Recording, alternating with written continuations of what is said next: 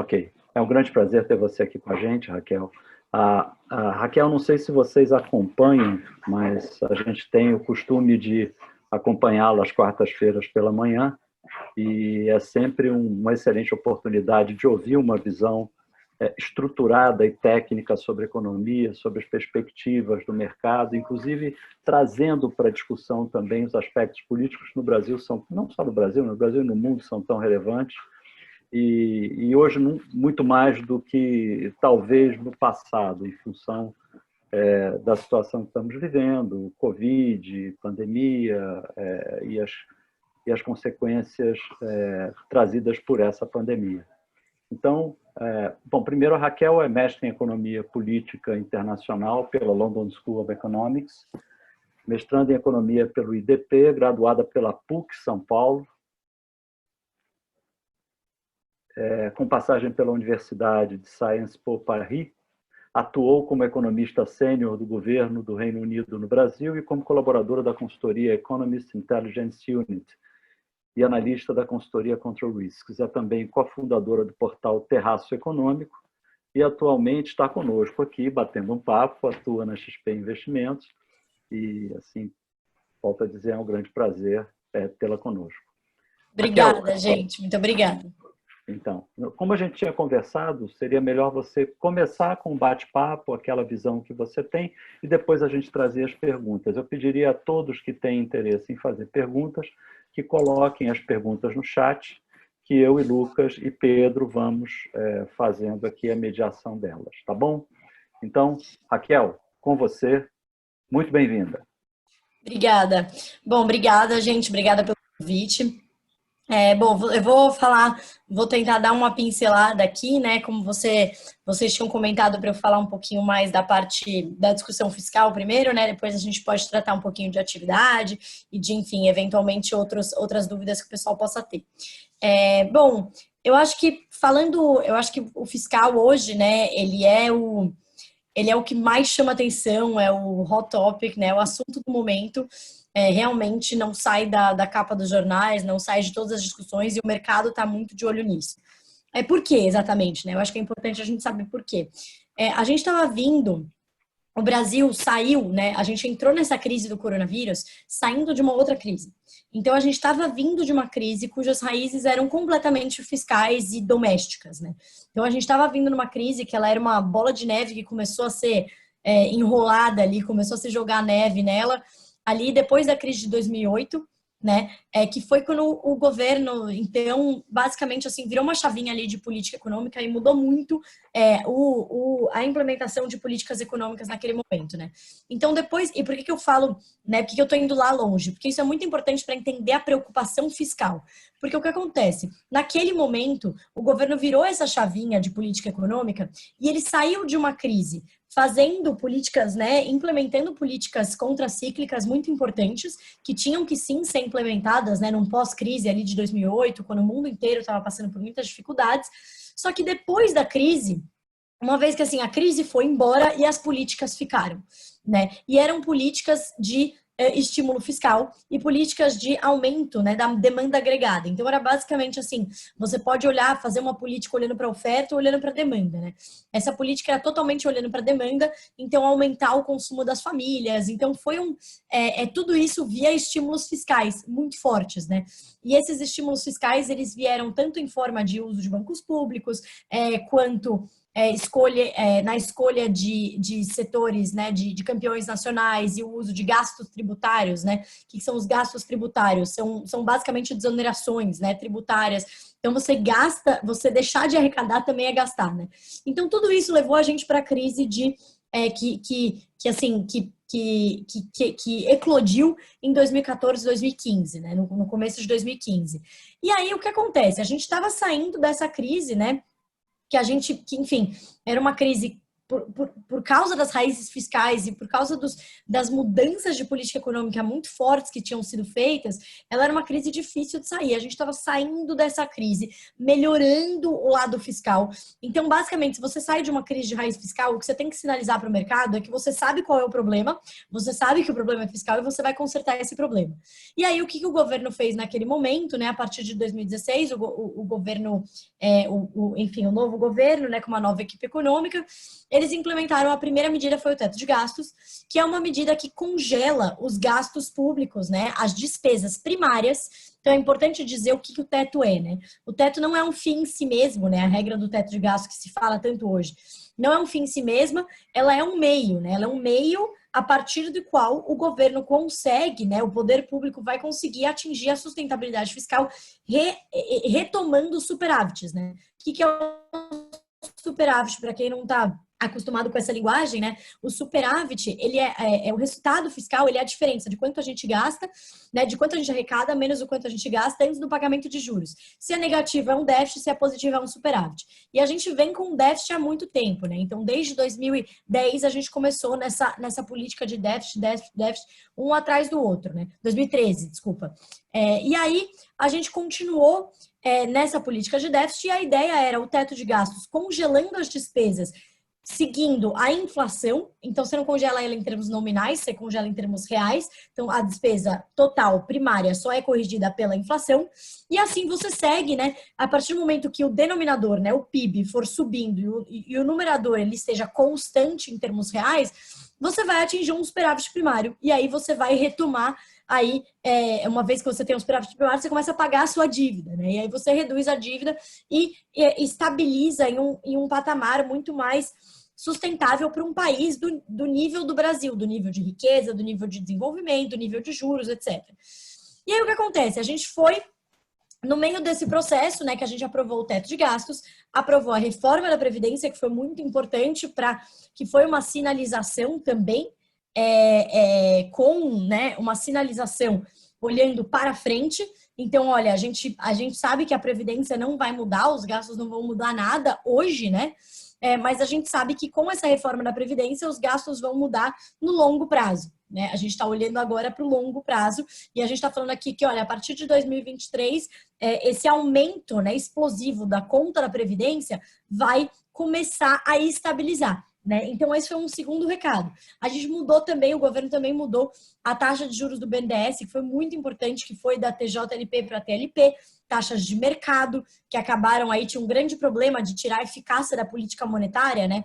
Que é o país todo com uma taxa de juros e o BNDES emprestando ali grande parte do crédito com uma taxa muito abaixo. Isso você tira a eficácia da política monetária. Então, todas essas mudanças foram muito importantes. E até a própria mudança no controle do Banco Central, na comunicação do Banco Central, tudo isso foi muito relevante. E aí a gente chegou em um momento que a gente estava ali trabalhando, né, com um cenário de revisar o teto de gasto em 2026, né, depois de 10 anos de vigência, olhando para atingir ali um superávit, talvez o ano que vem ou o próximo ano, né, olhando mais ou menos para um ano aí de 2022, 2023, para começar a atingir um superávit. Aí veio o coronavírus, né? E aí, o mundo todo, e aí muita gente me fala, poxa, mas o mundo todo está se endividando. De fato, o mundo todo está saindo dessa crise muito mais endividado do que entrou. Só que tem alguns poréns, né? O primeiro porém, basicamente, é que o Brasil, se a gente compara, né? É sempre bom fazer comparado, né? O Brasil, em relação aos emergentes, gastou muito mais. Então, a gente vai gastar mais ou menos, a nossa dívida PIB vai aumentar mais ou menos 20 pontos percentuais. A média dos emergentes é 10 pontos percentuais e a dos desenvolvidos é 30. Então, a gente está no meio, né? A gente está aqui naquele meio que a gente não é desenvolvido e a gente não é emergente, mas a gente é um país emergente, a gente tem que se comparar com eles. E não com o Canadá, Estados Unidos, Alemanha. A gente tem que se comparar com o México, África do Sul, Índia, né, Indonésia, e não Estados Unidos, Alemanha, né, e Canadá. Então, quando a gente olha para isso, a gente sabe que o Brasil, assim, teve o lado bom, né, dessas políticas que elas foram muito eficazes e fizeram com que a crise seja menos dolorosa do que ela seria na ausência desses estímulos, mas elas trazem essa conta. E essa conta agora é basicamente assim, esse ano está precificado, está justificado. Todo mundo sabe que vai ter buraco. Os economistas divergem aí se o buraco vai ser 12% do PIB, 12,8%, a nossa projeção aqui é 12,8% de primário. Mas, né, seja 12, seja 13, seja 11, é um primário enorme, né, um buraco muito grande. E isso basicamente já está precificado pelo mercado. Todo mundo sabe que esse ano vai ser assim. A grande questão é o ano que vem. Por isso que por isso que essas faíscas começaram a aparecer agora. Que o governo acabou de apresentar o orçamento para 2021 e o orçamento não contempla o Renda Brasil, né, que seria um novo programa social que o governo ventila em fazer. Então, basicamente, olha, a gente tem que achar espaço nessas despesas aqui já orçadas, porque essas são as despesas que cabem no teto de gastos. Se a gente não achar, a gente tem um grande problema com o teto de gastos, né? E aí é nesse imbróglio que a gente se encontra hoje, né? Em que eu acho que a gente não tá nem tanto o céu, nem tanto a terra. Nada foi quebrado ainda. Então eu converso com pessoas que falam, já foi tudo pro ar, já era. Mas não, nada foi aprovado, né? Não tem nenhum, mas tem muita coisa ali naquela linha tênue, né? Tem muita coisa na corda bamba para cair, né? Para passar, para cair uma desoneração, para passar um gasto a mais. Então, eu acho que esse é o momento que a gente se encontra de extrema cautela. Eu não sei se vocês têm alguma pergunta para não, né, para não ficar aqui falando infinito. Isso é o que está acontecendo, e aí você, para olhar o cenário, lógico que ele está mais conflituoso e mais difícil de ser mensurado. Mas o que é que a gente já consegue ver? O que é que está claro sobre 2021? O que é que a gente consegue enxergar para, a partir daí, começar a perceber e tentar encontrar algumas oportunidades? Ou se existe alguma coisa clara, dado esse cenário que você acabou de colocar, né? Olha, o nosso cenário base aqui, porque eu falo cenário base? Porque tudo pode acontecer, ainda mais em fiscal, eu falo que o risco fiscal e o risco político ele é quase o mesmo, né? Porque as decisões de política fiscal são feitas totalmente no mundo político. Então, a gente conversa com técnicos do Tesouro, técnicos do Ministério da Economia, é perfeito, é exatamente a nossa visão do que tem que ser feito, correto, maravilhoso, mas você não sabe o que vai passar, né, no mundo político. Então, assim, o nosso cenário base é que o teto não é flexibilizado esse ano. Muita gente pergunta pra gente, o governo vai furar o teto esse ano? Furar o teto não dá, né? Porque furar o teto é impossível, basicamente. O governo enviou a proposta de orçamento e, assim, uma resposta curta e grossa para isso o governo não vai, porque senão o presidente pode ser empichado. É isso. Tudo bem que o impeachment é um processo político, poderia ser, mas, assim, não vai arriscar, né? Então, não vai ser do Ministério da Economia, não vai ser do governo que vai partir uma quebra, né, efetiva do teto. A questão é se ele vai ser flexibilizado ou não esse ano, ou seja, se vão passar alguma lei que vai permitir uma flexibilização. A gente não acha que esse é o cenário, tá? Até porque parece que no âmbito político, né, no Congresso, estão começando a entender a importância disso, de que não tem essa, que é pandemia, né? A gente tinha um Congresso que já era muito mais consciente sobre isso, né, do que congressistas do passado, mas chegou a pandemia, parece que todo mundo esqueceu, né?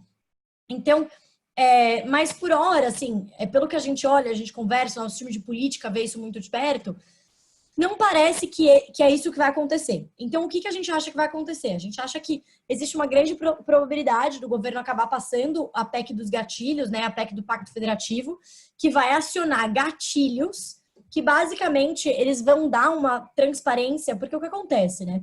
São coisas muito técnicas, mas é o que está, né, na capa do jornal e preocupa todo mundo.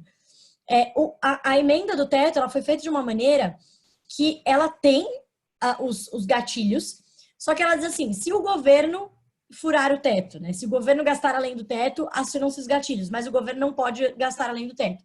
Então, você cria um problema que o governo não vai fazer isso, porque senão ele vai, né, quebrar a lei de responsabilidade fiscal, né? Então, o que se quer é aprovar uma PEC, e tem 3 PECs que discutem isso no Congresso, mas parece que a que mais tem tração agora é a PEC do Pacto Federativo, que vai aí aprovar os gatilhos. Que são esses gatilhos, né? São medidas de congelamento e redução de despesa primária para esse ano. Então, olha, esse ano a gente vai, quer dizer, para o ano que vem, para 2021. Então, olha, para 2021 a gente não vai subir mais salários do funcionarismo, não pode mais criar despesa obrigatória, ficar proibido, né? Não pode mais fazer concurso. Então, você fazendo isso, você consegue segurar, né? Por isso que a gente não trabalha com uma flexibilização do teto para o ano que vem. Mas a gente acha que o governo vai seguir ali, né? Vai seguir ali assim, grandes emoções.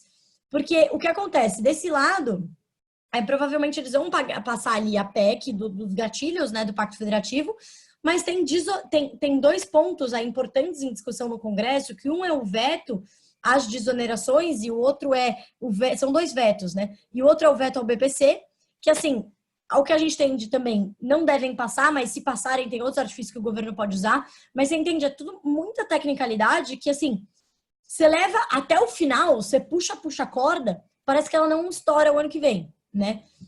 Mas esse fantasma, né? Eu acho que toda o que está assombrando ali continua, né?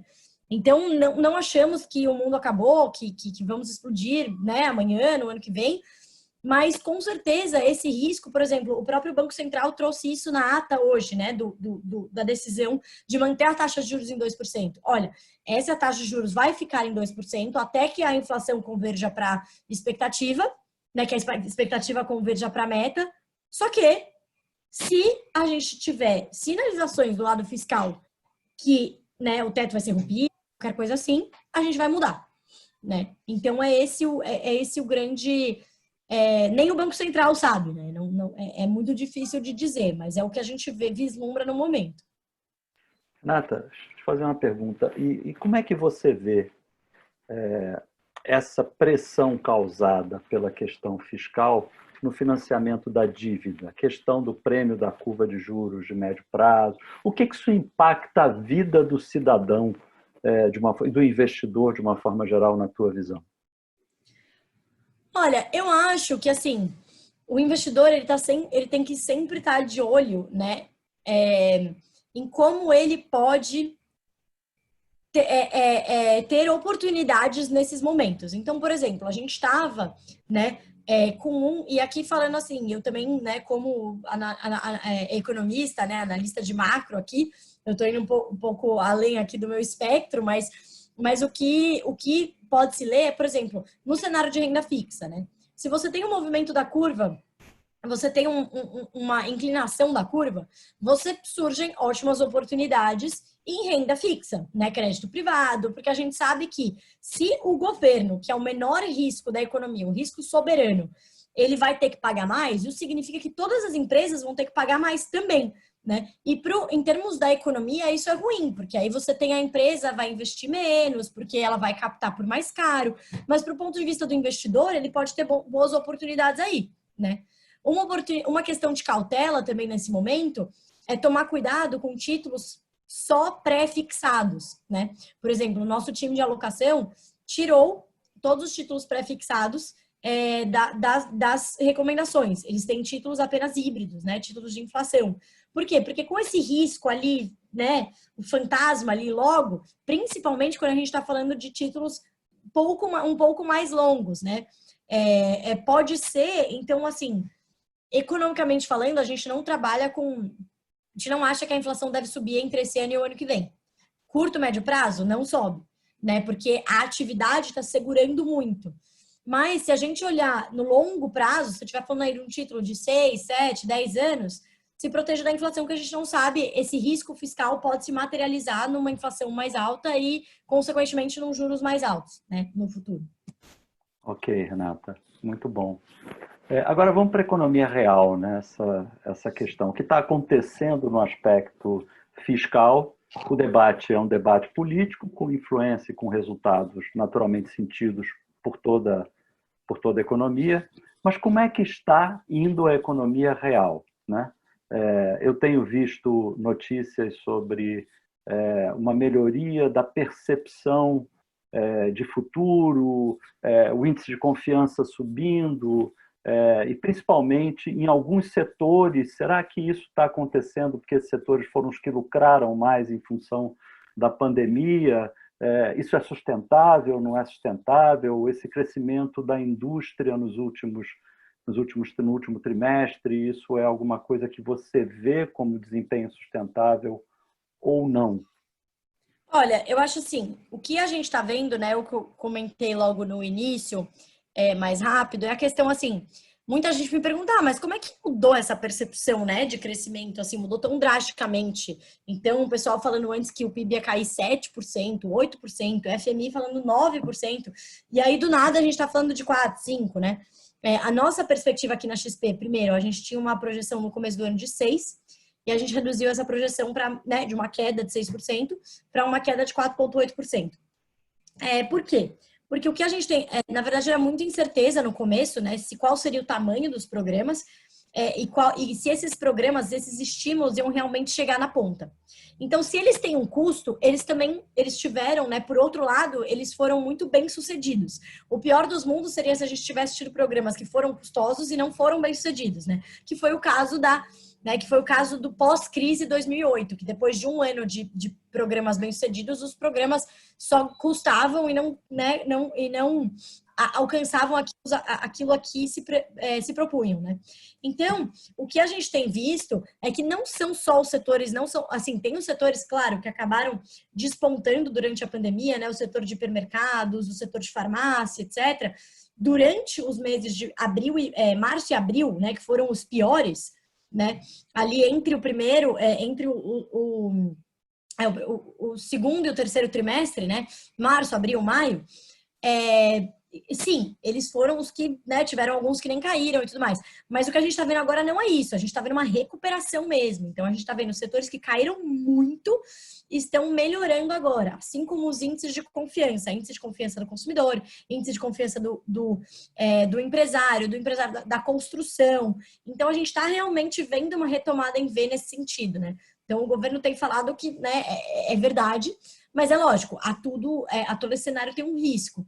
Mas a questão a gente está sim vendo uma recuperação, né? E essa recuperação vem muito puxada por esses estímulos. Então, por exemplo, um dos primeiros receios, né, era de que a população não conseguisse chegar ao auxílio emergencial.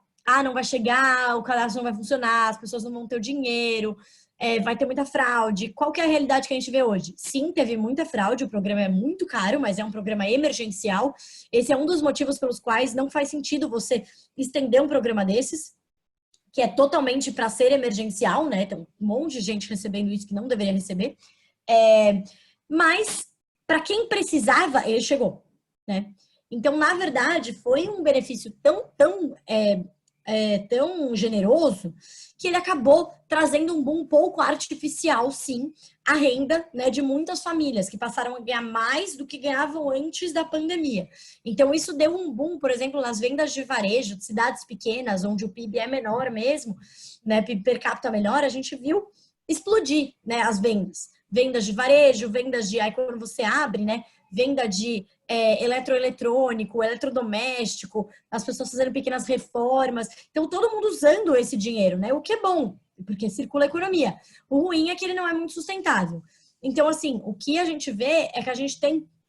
Não é que esse estímulo foi ruim porque ele não é sustentável. Ele foi um estímulo que é quase uma ponte, né? Olha, vamos passar daqui para cá. Agora que você tem o seu emprego de volta, volte a trabalhar, né? E toque sua vida. É lógico que nem todos os empregos ainda estão lá, né? Principalmente da população informal, né? Porque se a gente olhar para serviços é o que está sofrendo mais. Por quê? Serviços passou. É o que mais sofreu durante o isolamento, né? Então, se a gente estiver olhando aí para restaurantes, bares, etc., eles fecharam, né? Durante a pandemia, demoraram mais para abrir e agora as pessoas continuam um pouco, né? Cautelosas, se vão, se não vão, etc., né? Se elas acabam frequentando ou não esse tipo de serviço. E a gente tem, ao mesmo tempo, a gente tem a população, uma grande parte da população informal também era empregada por esse tipo de serviço, né? Então, você tem um hit duplo, né?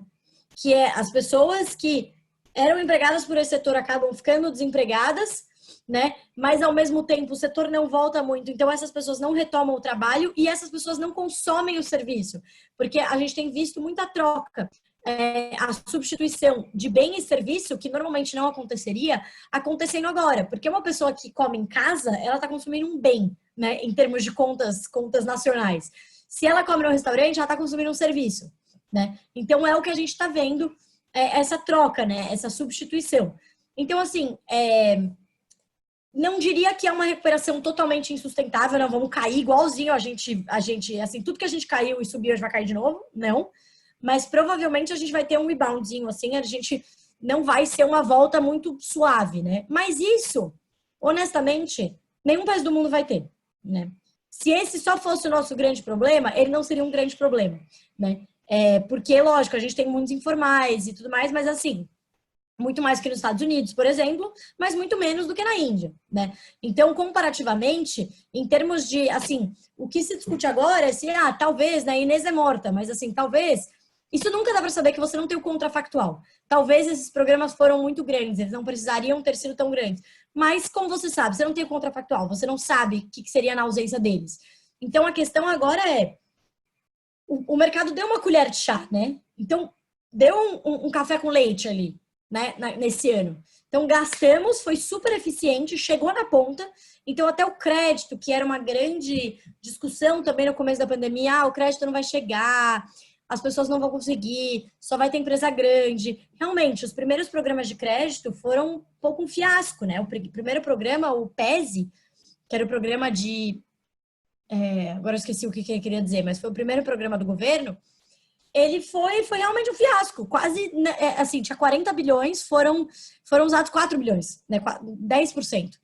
Né? Por quê? Porque tinha diversas regras que o governo foi acertando depois. Você só podia usar para folha de pagamento. Tinha muitas empresas pequenas que não tinham folha de pagamento bancarizada. Daí eles mudaram, passaram a pegar não só as pequenas e médias, mas as micro, pequenas e médias empresas.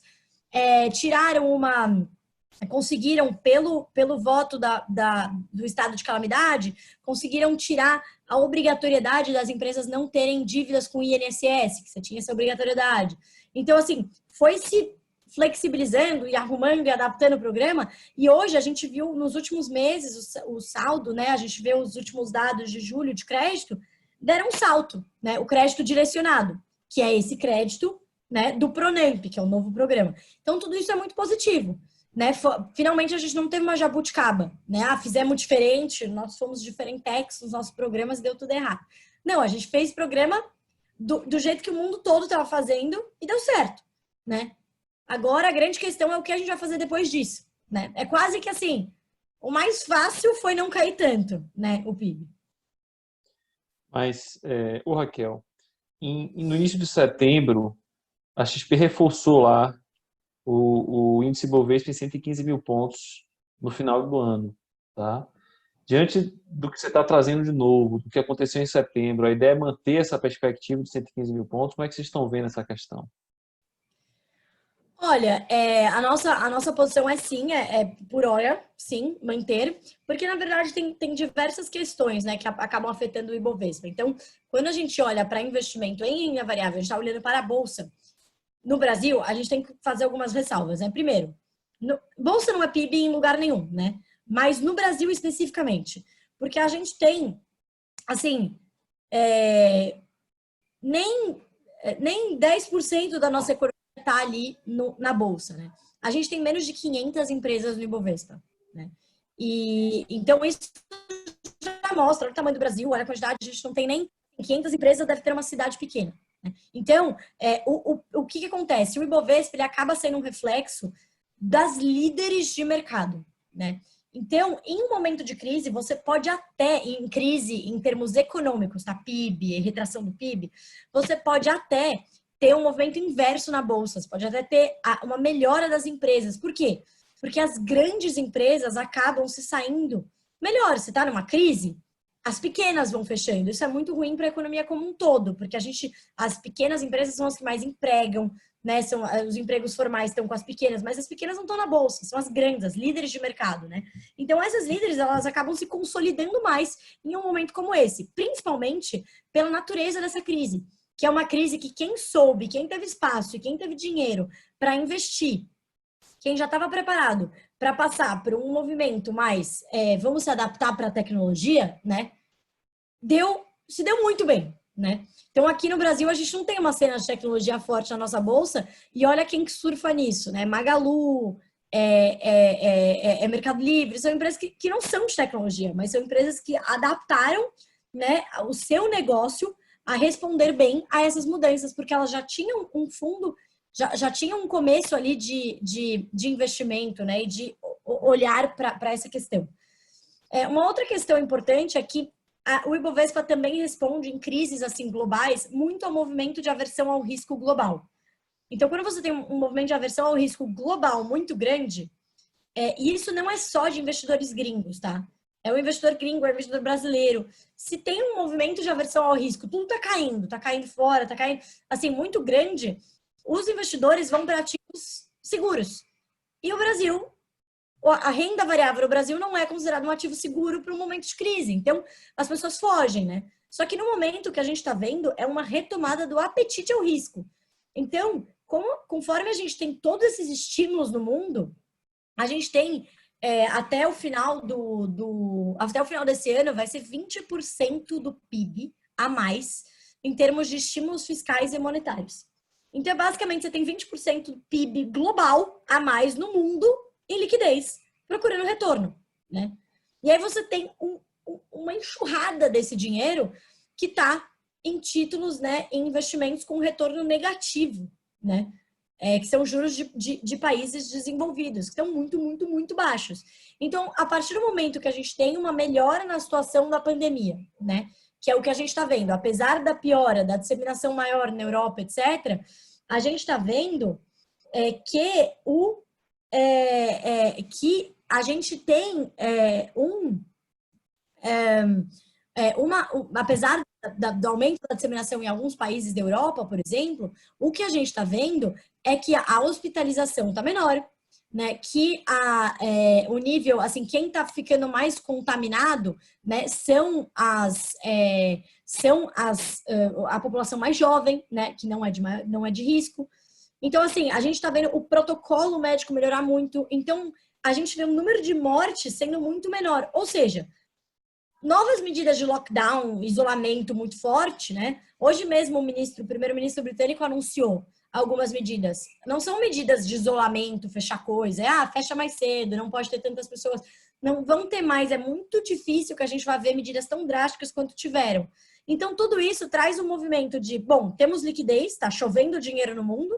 O Fed já falou que vai deixar a taxa de juros americana lá embaixo. O Banco Central Europeu lá embaixo. Todo mundo com taxa de juros lá embaixo, né? A gente com taxa de juros lá embaixo e aversão ao risco retomando, né? Então, esses movimentos, as empresas líderes crescendo, né? Um monte de IPO acontecendo. Então, isso não é só com base na recuperação econômica, né? Que a gente também baseia aí o nosso call para a Bolsa. Né? 15 mil pontos. A aversão e o risco e o excesso de liquidez também estariam contribuindo bastante para que esse call de 115 mil pontos acontecesse. Além da própria recuperação da economia, que tem alguns elementos, como você trouxe, mais complexos. Exatamente. Mas a ideia é que ela chegue lá. Exatamente. Eu recebi 2 perguntas, mas antes de endereçá-las, eu queria lhe fazer uma outra, que é sobre a questão dos empregos. Né? É claro que a gente sabe que a Bolsa não é o PIB. Se fosse o PIB de 2014, 15 para cá, a gente teria despencado a Bolsa e a Bolsa não despencou na mesma proporção.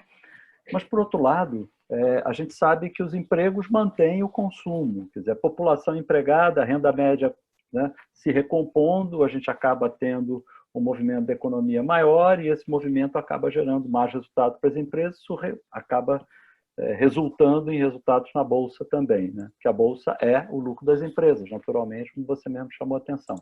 Mas a questão, Raquel, é a seguinte: corremos o risco de, nesse momento da pandemia, as empresas terem aprendido a produzir com menos pessoas e que muitos dos empregos que antes existiam, até mesmo nas empresas maiores, deixem de existir por conta de uma necessidade de busca por eficiência forçada, vamos dizer assim, né? Ou isso é ilusório? Já ouvi esse comentário diversas vezes e queria saber o que você acha. Olha, eu acho que sim, eu acho que isso é inevitável no longo prazo. Eu não sei se isso seria assim uma consequência imediata dessa crise, que a gente veria, né, eu acho que assim, a destruição de empregos que a gente ainda pode ver, que ainda pode aumentar, ela vai ser muito mais de empresas, assim, no imediato crise, né? Muito mais de empresas que acabaram não conseguindo se sustentar, então estavam usando estímulos do governo, creditícios, né, pacotes para poder manter, e no fim não deu, no fim teve que demitir, né? Eu acho que é muito mais no curto prazo esse movimento do que um movimento de substituição em busca de maior produtividade, né, em busca de novas tecnologias, né, de novas soluções, mas com certeza no médio prazo, sim, é uma tendência que ela só aumenta, né? É uma tendência assim que para a agenda de longo prazo no Brasil é super importante, porque a gente tem uma produtividade do nosso trabalhador aqui estagnada há anos, né? Então é por isso que o nosso próprio nível de desemprego, a nossa taxa neutra de desemprego é muito mais alta do que, por exemplo, a taxa neutra de desemprego dos Estados Unidos, né? É que é aquela taxa que não pressiona a inflação. A nossa taxa neutra está por volta de 7,5, né? É super alto. Mas porque da onde vem essa taxa neutra? Vem do fato de que a nossa mão de obra é tão desqualificada que chega um momento que o mercado está procurando, né, mão de obra, só que ele não acha. Porque, apesar de ter gente desempregada, essas pessoas não são qualificadas para aquilo. Então, eu acho que toda essa discussão pelo que os estudos mostram até agora, por exemplo, a revolução tecnológica, a revolução industrial, eles não chegaram a diminuir a empregabilidade. Eles mudaram a necessidade. Então, não é que as pessoas deixaram de ter emprego, elas passaram a ter empregos mais sofisticados, né? A demanda muda. E aí, se o país não investe em educação para acompanhar essa mudança da demanda, a taxa neutra de desemprego só aumenta, né? Que é aquela pessoa que está procurando, mas não pode ir para a vaga que está aberta. Ok, muito bom, Raquel. Deixa eu só voltar aqui para uma questão de cenário, porque cada vez mais a gente tem crescido a quantidade de produtos na plataforma, a gente já tem algumas alternativas de investimentos em emergentes. Eu queria que você falasse um pouco dos emergentes, né? O Brasil tem essa perspectiva de recuperação e de saída na crise, mas os principais emergentes, como é que eles estão? Eles estão melhores posicionados do que a gente ou não? Como é que está esse cenário na visão de vocês? Olha, eu acho que depende muito do emergente, né? Se a gente trata a China como emergente, ela está melhor que todo mundo, né? Mas a China é um emergente específico. Isso, incluindo a China, perfeito. A China ali é um país emergente, enfim, fora da casinha, né? Que é um emergente que está caminhando para ser a maior economia global e que se você usa né? Se você usa certas metodologias, eles já são, né? A maior economia global. Mas eles são um país que ainda cresce muito até pelas proporções geográficas, né? E a quantidade de gente que ainda tem que sair da extrema pobreza. Então, a cada 10% que a China tira da extrema pobreza, eles movem, né? Eles crescem a economia de uma maneira substancial, né? Desproporcional. Então, assim, a China está se recuperando muito rápido, né? Muito rápido, porque ela não foi o primeiro país que passou pela crise, né? E por ser um governo, enfim, por ser um governo não democrático, etc., você não tem algumas questões que você passou em outros países, né? Então, é assim, olha, vamos, vigilância altíssima, né? Então, lockdown super restrito no início, a qualquer sinal de segunda onda, lockdown super restrito novamente, né? Então, os protocolos médicos super avançados, e teve um outro ponto. A China, ela não, na volta, ao invés de ela incentivar, a China foi um dos países que menos deu estímulo para as famílias. Então, assim, ela não deu que nem nos Estados Unidos, no Brasil, que foi, olha, não, fique em casa porque você está em lockdown, então toma um dinheiro, né, para você consumir alimentos, para você, né, até você roda o resto da economia que está funcionando. Não, a China deu quase nada disso. Se eu não me engano, não foi nada, tá, em termos de auxílio mesmo. O que eles fizeram é que eles proveram toda os meios, as ferramentas pelas quais as empresas puderam retomar as atividades e as pessoas puderam retomar o trabalho. Então, assim, níveis de segurança, né, segurança, higiene, enfim, né, mudaram completamente a forma do transporte público, mudaram completamente, quase assim, 50% da economia chinesa é estatizada, né? Então também controlaram todas as fábricas, colocaram, então o esforço fiscal chinês foi muito mais desse lado, né? Do lado de fazer com que as pessoas voltassem a trabalhar, né? E isso fez com que a economia começasse a rodar já muito rápido no pós-crise. E também porque, como eles foram os primeiros a serem atingidos, conforme os países foram saindo lentamente da crise, eles já estavam a todo vapor. Né, já estavam a todo vapor para responder para a demanda global. Né? Então, potenciais rivais comerciais, né, em termos de exportação, foram perdendo espaço, porque a China já estava a todo vapor e os países ainda estavam retomando lentamente. Né? E é lógico, né, a questão, e a China, é por isso que eu falo, é um país muito difícil de a gente comparar, porque tem um governo completamente incomparável, um tamanho, né, geográfico completamente incomparável, mas a China deve crescer bastante, isso é bom para o Brasil, porque a China crescendo demanda muito do Brasil, tanto de commodities agrícolas quanto minerais, né? Então, isso puxa bastante o nosso agronegócio como um todo, né, e a nossa indústria extrativa. Então, isso é muito positivo. Em termos de outros países emergentes, o Brasil, ele tá, por isso que eu falo que a gente está numa encruzilhada. A gente está, assim, se a gente conseguir acertar a questão fiscal do tipo, olha, não vamos gastar, vamos manter os gastos emergenciais para esse ano e não vamos continuar gastando ano que vem, a gente tem ali uma janela de oportunidade muito importante para despontar como emergente. Por quê? Porque os nossos juros estão baixos, né? Muito mais baixos do que outros países emergentes, como o México, né? Então, a gente tem um investimento produtivo, né? Que é bom. A gente sofreu menos com a crise, tanto por conta dos nossos estímulos, que a gente gastou mais, quanto pelo fato de que a gente entrou no isolamento muito, muito, muito cedo. Né? Alguns países, por exemplo, o México, ele foi meio esquisito, foi um pouco, não foi. No Chile também.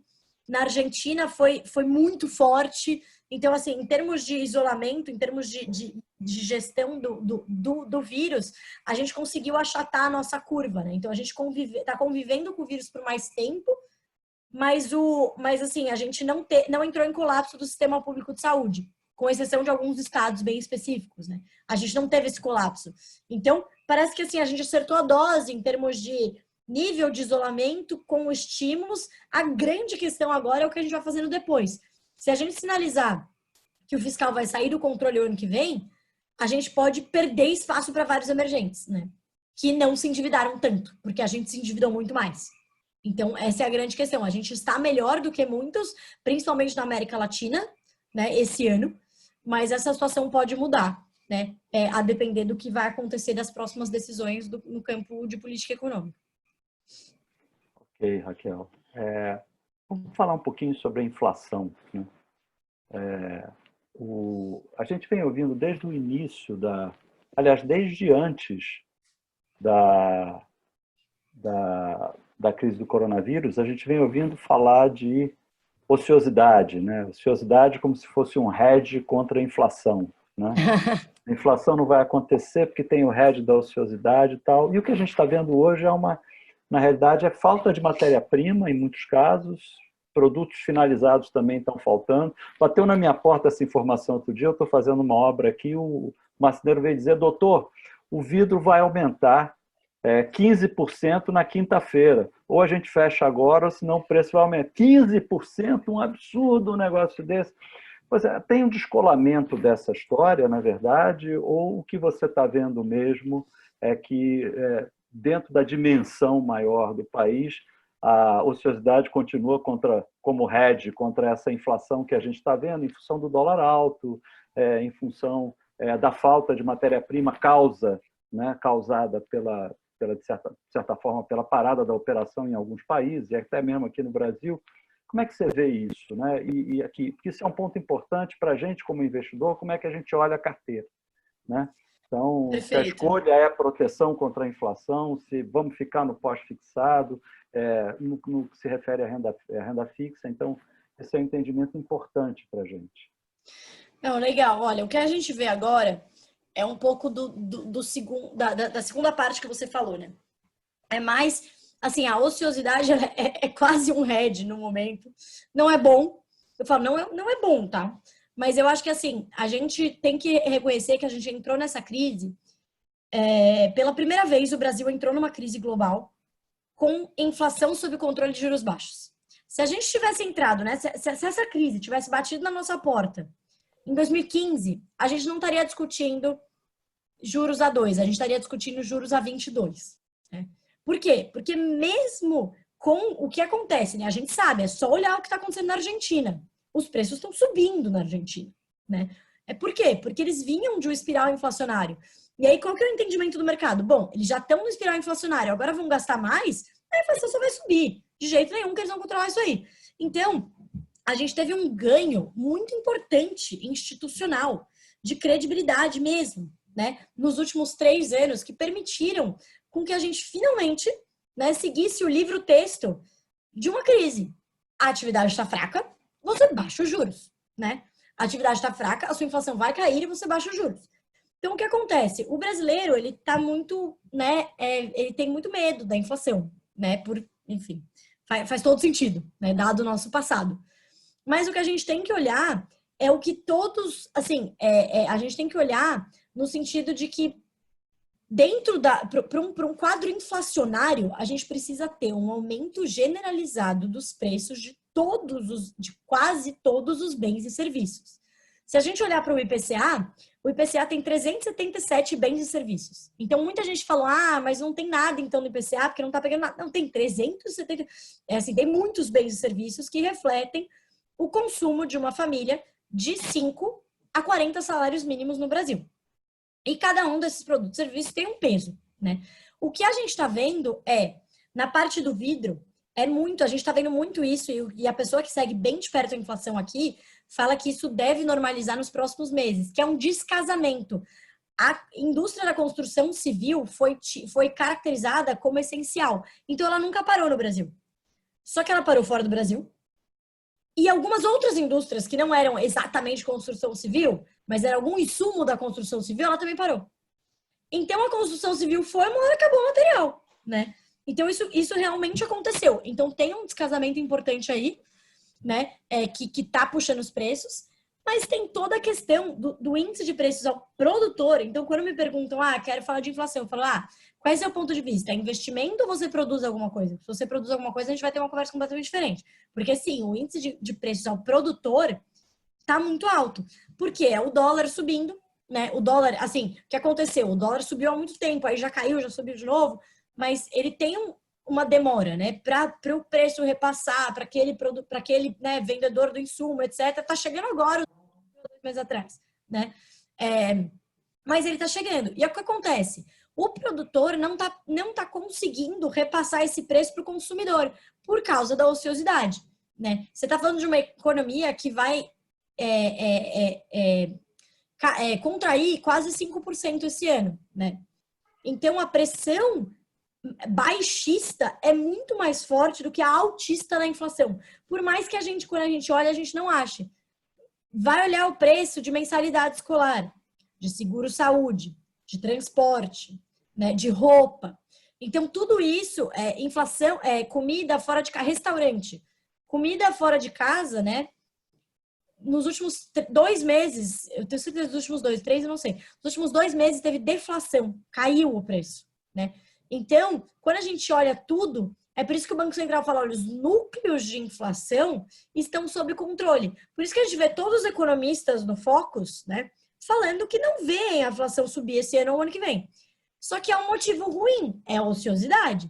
A partir do momento que a economia começar a retomar, essa inflação começa a voltar. Daí a gente tem 2 opções. Ou ela vai voltar de uma maneira saudável, voltar aos poucos e atingir a nossa meta, que é 3,75, ou ela vai voltar em todo esse cenário incerto fiscal e que vai acabar contaminando o câmbio, que vai contaminar ainda mais a inflação e que a gente pode ter uma desancoragem das expectativas, né? E aí vai ser um grande problema. Mas por hora, e aí falando dos investimentos, né?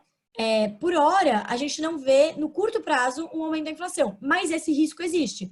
Por isso, como eu falei no começo, o nosso time de alocação não indica aplicações em pré-fixado, apenas pré-fixado no momento.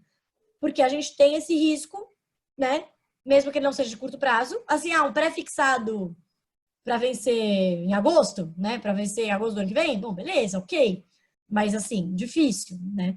Então, por isso que a gente vê mais segurança em títulos atrelados à inflação. Porque esse risco existe, esse risco está lá para frente, né? Excelente, Raquel, excelente explicação, né?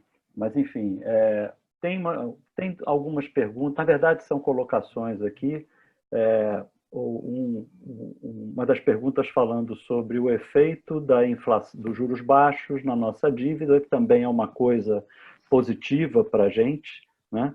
Mas, por outro lado, a gente está vendo o Tesouro cada vez mais pressionado, né, por prêmios maiores para as emissões de títulos públicos, principalmente porque a dívida está concentrada no curto prazo ali e tal, né? Faria sentido, eu li que algumas empresas conseguiram captações no exterior até bem vantajosas, né? Será que funcionaria para o Brasil essa alternativa para a gente tirar essa pressão no curto prazo, por exemplo, ou não? Olha, mas a alternativa seria, eu entendi, seria como a gente fez a emissão de fora. títulos, como a gente fez a emissão de títulos públicos de 10 anos, mais ou menos. Tá, mas você diz o próprio governo emitiu fora. Isso, o Tesouro. Perfeito. Então, o que realmente os juros baixos são uma ótima oportunidade, e como disse até o nosso antigo secretário do Tesouro, né? E o novo secretário que vai na mesma linha, é uma janela de oportunidade. A gente tem uma janela de oportunidade que a gente não sabe quanto tempo vai durar, né? Pela inclinação... Tem que aproveitar, né? Tem que aproveitar. Exato.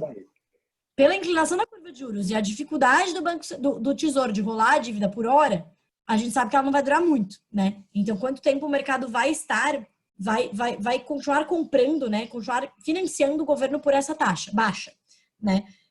Então, o que a gente...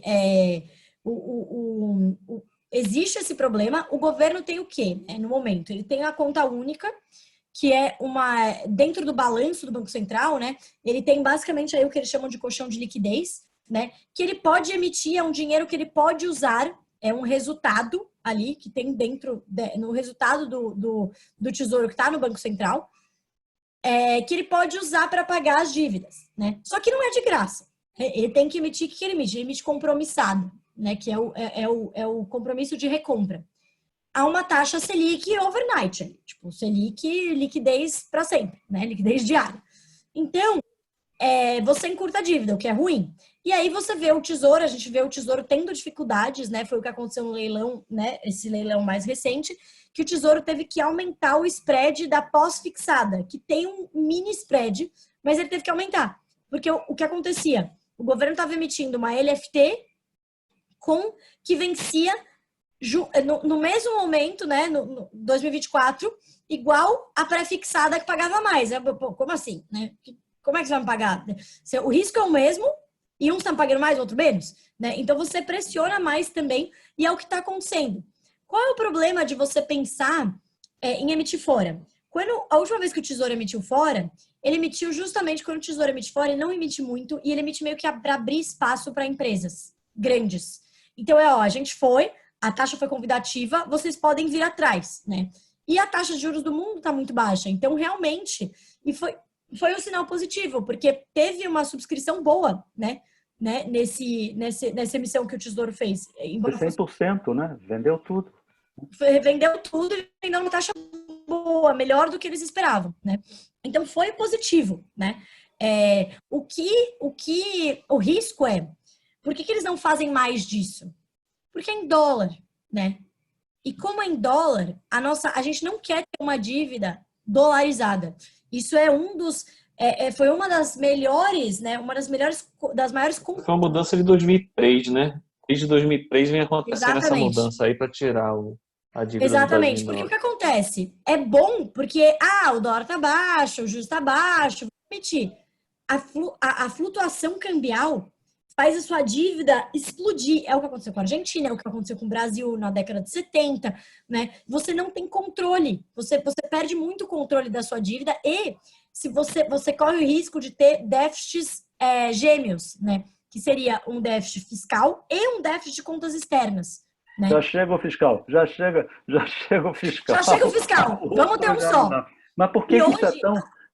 por que eu estou dizendo isso? Por que eu estou insistindo tanto nesse ponto? Eu até recomendo a todos que estão assistindo aqui e que, por acaso, tenham em banco aplicações LFT, fundos DI, fundo né? DI. Fundos DI, que olhem o desempenho dos fundos DI, porque por conta dessa pressão por taxas maiores, houve uma reprecificação em geral das carteiras, e os fundos DI despencaram, né? Os Exatamente. ativos mais seguros do Brasil, né? Os ativos E considerados aí mais ninguém seguros entendeu do Brasil nada. estão com rentabilidade negativa há alguns dias. Mas venham conversar com a gente que a XP tem umas alternativas boas para isso daí, né? Porque é uma realidade desse momento e parece que vai continuar ainda durante um bom tempo. Então, daí a importância da gente estar ligado nessa questão do financiamento da dívida e o impacto que vocês têm naquilo que a gente achava que era o mais seguro, né? Que era um fundo DI, né?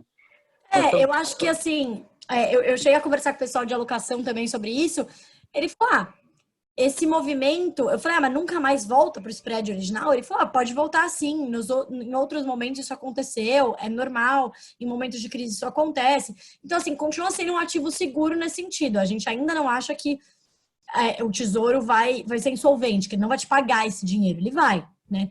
E justamente porque o título soberano, o governo é o emissor da moeda. Então, se a gente estiver falando de um cenário de calote, a gente vai ter problemas muito maiores, né? E a gente a gente está muito longe desse cenário ainda, né? Mas essa flutuação era uma coisa estranha, que ninguém imaginava, né? Pelo menos eu não entendi nada também. Aí eu fui buscar entender, descobri que em momentos de alto estresse, o que acontece? O Tesouro foi a mercado, jogou muito, né? Jogou. Aí falou, bom, peraí, será que eles têm uma maior necessidade de financiamento do que a gente acha, né? Então esse foi o susto, né? Foi o susto ali do mercado. Mas, ao que tudo, né? Como a gente sempre fala, o mercado se ajeitou, o mercado jogou um pouco o spread para cima, né? Então... A questão não é nem a preocupação com se o governo paga ou não paga os títulos, isso não passa pela nossa cabeça, né? A questão é o efeito que essa demanda por mais prêmio levou na reprecificação. Pode ter nas carteiras, com certeza. Exato. Então, quem tem fundo DI e achava que era extremamente seguro, que não tinha variação, vai ver uma despencada significativa nos últimos dias por conta desse movimento, né? E aí, Exatamente. se não entender o motivo, está explicado aqui pela Raquel para a gente, né? Exatamente. Raquel, agradeço demais, mas muito, muito a sua participação. Ficaria aí mais 1 hora e meia, 2 horas lhe ouvindo, né? Mas os nossos amigos, clientes também, todos aqui, muitos já têm compromisso também. Então, mais uma vez, eu queria deixar em nome da RGC, em nome dos seus sócios que estão presentes, em nome dos clientes, dos convidados, assim, a nossa gratidão pela sua participação. É uma honra ter você aqui. E espero que a gente se encontre novamente em outras edições. Pelo visto, as nuvens não são tão negras pela frente, né? A possibilidade de até um tempo nublado com solzinho e tal. Um mormacinho. Um mormacinho com necessidade de botar protetor solar, né? Exato. E há muito ruído, efetivamente há muito ruído, e a dificuldade que a gente tem, né, que os mortais têm, né, é de conseguir decodificar o que é ruído, o que efetivamente faz sentido e é notícia, né? Lucas, exatamente. Com você. Também agradeço a Raquel bastante pelas orientações, informações, foi muito bom. E agradeço certamente a todos presentes. Obrigado por estar dividindo conosco esse espaço, um espaço do conhecimento, um espaço para troca de ideias, para debater informações relevantes aí sobre algo tão importante nas nossas vidas, que são nossos investimentos e nosso dinheiro. Obrigado a todos. Obrigada, gente. Muito obrigada pelo convite. Eu fico à disposição. Vejo você. Um grande abraço. Uma boa noite para todos. Até logo. Boa noite.